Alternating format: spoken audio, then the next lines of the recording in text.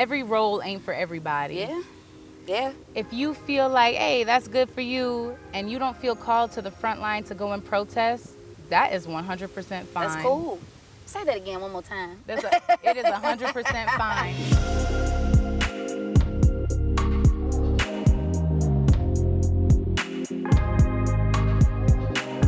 This month on Racism Unveiled, our host, Sani Brown-Adefope, will be talking with Danielle Swift, a community organizer and activist from St. Paul. Danielle has made a career of supporting Black lives, and today she's going to help us answer the question, what's the right way to be an activist? Well, it's good seeing you. Good to see you. All right, so let's sit down and have a little chit-chat about why this location is so special to you. Yes, I love this lake. This lake is less than a mile from my house right now, but I've always lived in East St. Paul ever since I moved to St. Paul. And the lake is just a beautiful asset. It's nature right in the middle of the city. So I come here to clear my mind a lot, to get some exercise, and to get grounded when I need that. Okay. I'm gonna jump right into the meat. Word on the street is that you have run for office before. I have. Tell me why you did that. Why did you want to run for office? Yeah. I was upset, really. You know, I had been, I was at a point where I was really paying attention to some of the decisions that were being made by our city council members. And I feel new to politics. I didn't pay attention to those sorts of things ever before. But once I was really watching and learning, like, these are decisions that affect like regular everyday life. And I'm watching and feeling like you're not listening to what people are saying. Right. And so I feel like if I can look at it and see that there's a problem, I'm like, somebody should be doing this different. Right. And if I'm the one to have caught that, then I felt obligated almost. It's like a responsibility to our community to stand up when we see something that needs to happen. Would you do it again? No. I've had a lot of people ask me if I would run again. And I usually say no, and their response is always like, well, maybe you're just not ready yet. You know, you gotta heal. And I'm more like, why? I'm interested in the whys. Well, because I think that we all have our roles. City council is a very specific role. There is a very particular job that you're doing. And I just don't think that that's where I am most effective.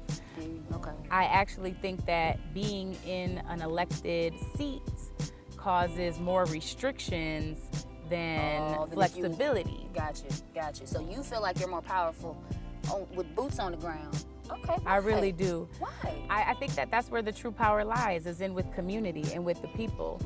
This power that is created inside of like government entities and systems is created. It's fabricated, it's false, it's man-made. Real power comes from building relationships with your neighbors and having trust and having loyalty, and that's where real power comes from. You have to identify your thing.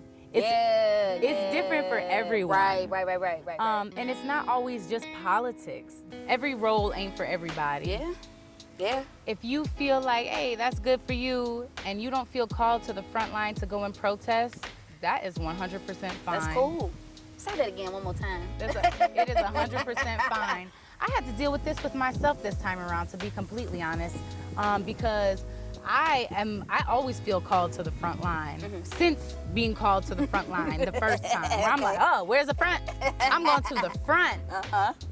This time, I was feeling a little bit of burnout of working in community and trying to work towards change. I felt called to the front line, and at the same time, I did not have the energy to be out there in the first place protesting. Right. And in my job, what I'm doing as far as like housing policy and trying to teach people about ownership, to me, that's still my activism. You know what I mean? I'm still very intentional about building up Black community. I'm still really intentional about tearing down systems that are based in white supremacy in real time, just not always in protesting. There are other places to insert your activism. So maybe redefine what activism looks like. It Yeah. sounds like personally you have to redefine it. I'm so glad you said that, because in the last 10 years that I've been in radio, it's been the conversation, what do we do, how do we change it? And, you know, people say, well, protesting doesn't work. This doesn't work, that doesn't work. And it's like, maybe it don't work for you because maybe protesting ain't your thing. And so I'm really glad that you said, it's your thing. Do what you want to do. You know, you bring up an interesting point about protesting, because I think that there is a negative kind of outlook on what protesting is and who protesters are.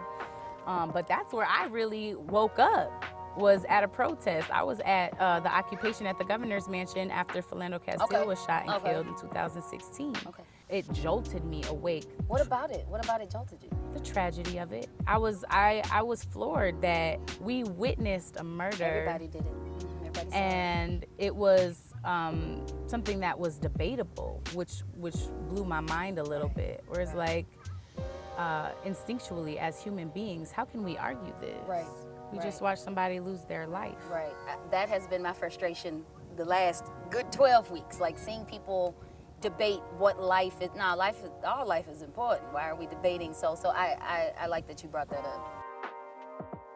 When we're talking about the movement for Black lives and what's happening to Black people in America, that makes a lot of people uncomfortable, and they just don't want to have the conversation. They'd rather not have the conversation. If you look at what's happened in just the Twin Cities in the last few months, we have had several protests where we have a group of folks saying, open back up America, I'm not wearing my mask or whatever it is, you can't tell me, and I'm going to come and stand in front of the governor's mansion and use some of the same tactics that I have learned during the Black Lives Matter movement. So our tactics of protesting have literally been co-opted and taken and appropriated by white people, and it's acceptable when they do it because it's their issue. The vibe that I got from it was, these are Americans, and they are standing up for what they believe is right. But then when I see the protests for the police killings and there's just all this conversation and just like this, and you should be doing something else, and there's just, and that's race. Yeah, it's absolutely white supremacy, you know? And so it's like, I even think about when we're out and we're protesting and people are like, oh, if you don't like it, you just leave. Leave the country, yep. And I'm like, that ain't the energy y'all had about this is literally, the bars. This is my First Amendment right. This is what you say as a patriot our country is founded upon, is my right to say what I feel and to come and do something differently about it. This is a democracy. That's been that way. How you feel about the Boston Tea Party? Okay, this ain't new. We have to keep on.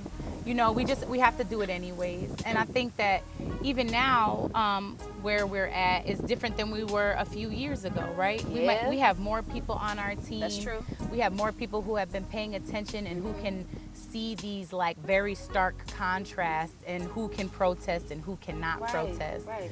And for so us, the protest is working, is what you're saying. For the protest is working. Okay, exactly. It's just it's an uphill battle. And it's in slow increments. You know what I mean? So it's like we have to.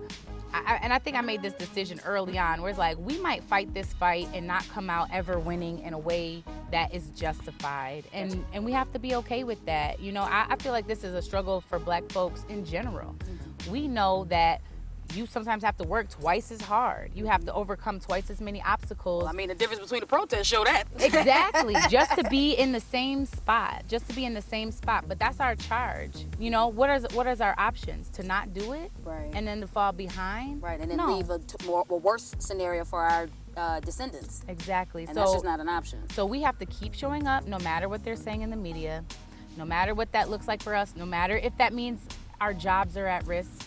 We have to keep on showing up and keep doing it, because pretty soon that it will break through and it won't be so one-sided anymore. At least this is what I tell myself. This is the optimist in me. I think we have historical proof. Yes. There's a lot of stuff that I can do now as a Black woman that my great-great-grandmother wasn't able to do. And I give that to the protests and people agitating and making people feel uncomfortable. So I do think your feeling can be matched to actual historical evidence.